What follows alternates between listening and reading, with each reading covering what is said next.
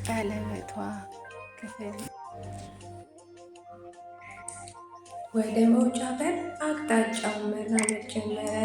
አስቀድሞ የመኪና ፓርኪንግ ከነጯ ቪ8 መኪና ውስጥ የሴት መልክ ፊቱ ድቅና አለበት። ልቡ ያሰበው ግን መፈጸም ፈራ። እየተራመደ መተውንም መሆንንም አሰበ።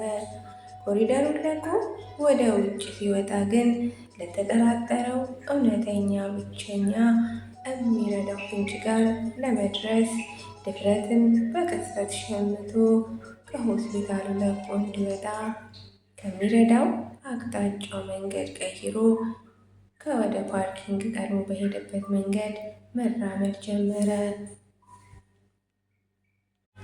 ሰላም ጤና ይስጥልኝ ውድ ቤተሰቦቼ፣ እንዴት አላችሁ? እንዴት ቆያችሁ? የፈጣሪ ሰላም ብዝት ትርፍርፍ ይበልልኝ። ሙስሊም ውድ ወገኖቼ የአላህ ሰላም ብዝት ትርፍርፍ ይበልላችሁ እያልኩኝ ዛሬ እንግዲህ ክፍል 8 ቀለበቷ የምንቀጥል ይሆናል። መጀመሪያ ላይ ያስደመጥኳችሁ የክፍል 7 መጨረሻ ነበር። እንግዲህ ክፍል 8 ደግሞ ወዴት እንደሚወስደን አብረን የምናየው ይሆናል። መልካም ቆይታ።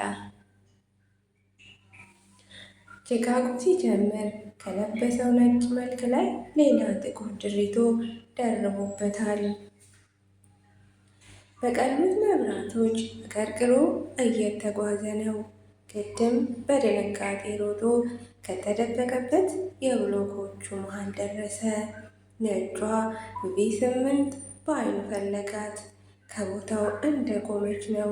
ይህኔ በርቀት ሲመለከት የሚፈልገውን እንዲሆን የተመኘው የሆነው ከአስተዳዳሪ ቢሮ ነጭ ጋውን የለበሰው የሆስፒታሉ ፕሬዝዳንት ከፊት እየተራመደ፣ ሁለቱ ተኩላዎች ከኋላ ወደ ምርመራ ክፍል በሚወስደው መንገድ ላይ አጅበው ሲጓዙ አያቸው። መዳረሻቸው የት እንደሆነ መገመት አልቸገረውም። እርሱን ፍለጋ እንደሆነ አውቆታል። ካሰበው ሀሳብ ተመለሰ። ወደ ቆመችው መኪና ፍንጩን ፍለጋ ተራመደ። የቆመችው መኪና ጀርባዋን ለህንፃው ሰጥታ ተገስጻለች። ውድ ትሁን እንጂ ህይወት የላትም። ውድ ነገር ሁሉ ህይወት የለው። ህይወት ያለው ነገር ግን ውድ ነው።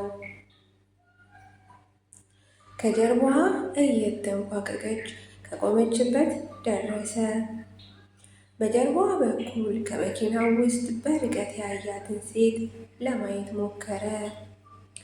በጥቁር ስቲከር የተለበጠ ነው።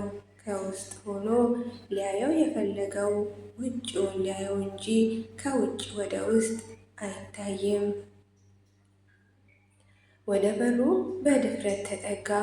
ከሹፌሩ ጀርባ ያለው በር እጀታ አንቆ ወደ ራሱ ሳበው። በሩ ሳያስበው ተበረገደ። ያየውን ማመን አልቻለም። በመድኃኔዓለም ብሎ አማተበ። ያቺ ከአደራ ቃል ውጪ ምንም ሳትሰጠው የተሰወረችው ቆንጅዬ ነች። ተገንዛ መኪና ውስጥ ተቀምጣለች። የአሁኑ ከመደንገጥ ያልፋል። ልቡ እንደሞተች ካመነበት ፈንቅሎ አስነሳት። አንቺ አለሽ በሕይወት? ምን ጉድ ነው! ሰላም ከሆነው ሕይወቱ አውጥታ ከጫነችበት መከራ ይልቅ ያለችበት መከራ አስደነገጠው። እርሷ በእርሱ መከራ እየቀናች ነው።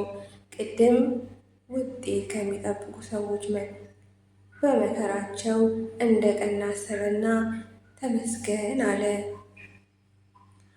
አንገቷ ቀጭተውት ይሁን ሰብረውት ለጋሪ እንደተጠመደ ፈረስ ወደፊት ብቻ ነው የምታየው።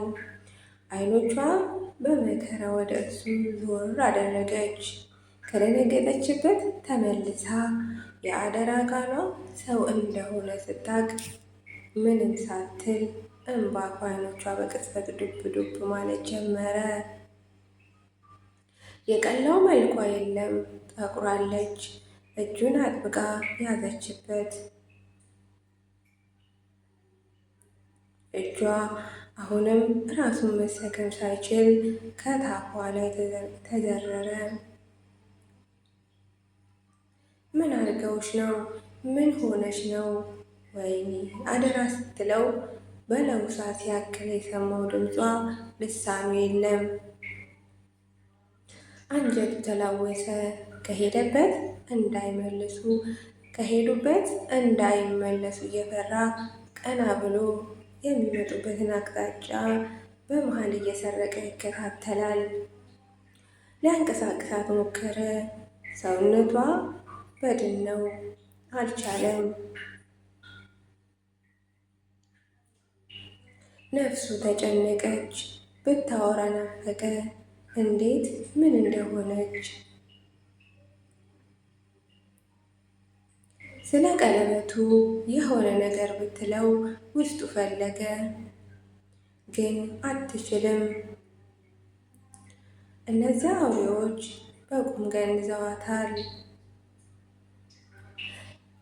በቁም ገንዘዋት ነው የሄዱት። በዚህ አይነት ሁኔታ እንደዚህ ጥሏት ቢሄድ ጸጸቱ እንደማያስተኛው አሰበ።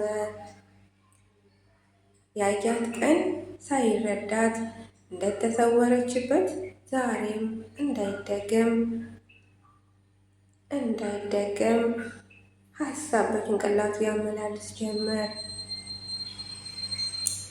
የሚያመላልስ የነበረው ማስመለጫ መንገድ ይፈልግ ጀመር። ከመኪናው ሊያስወጣት ሲሞክር በቀላሉ እንዲህ የምትነሳ አልነበረችም። የሰው እርዳታ እንዳይጠይቅ ምን ብሎ ገሏት ነው? አድኗት ሌላ ወይስ ምን የቸገረ ነገር? እነዛን አውሬዎች በመምጣት ሰረቅ አድርጎ ሲመለከት አንድ መኪና እነሱ አጠገብ እየፈጠነች መጣች። ቆመች። እንደ ሌባ ዞር ብሎ ደንግጦ ተመለከተ ብሎ ክፍል 8 እዚህ ላይ ያበቃል። እንግዲህ ክፍል 9 ደግሞ ይያዛል አይያዝም፣ ያስመልጣታል አያስመልጣትም የሚለውን አብረን የምናየው ይሆናል። ውድ ቤተሰቦች እንግዲህ ወዳችሁ ፈቅዳችሁ ስለምትሰሙኝ፣ ስለምታዳምጡኝ፣ ስለምትመለከቱኝ ምስጋና ሊያልቅ ያለ ነው። እንግዲህ ሼር፣ ኮመንት፣ ላይክ ሰብስክራይብ እያደረጋችሁ እንድታበረታቱኝ በአደራ መልክ እያልኩኝ እዚህ ላይ እናበቃለን። መልካም ቆይታ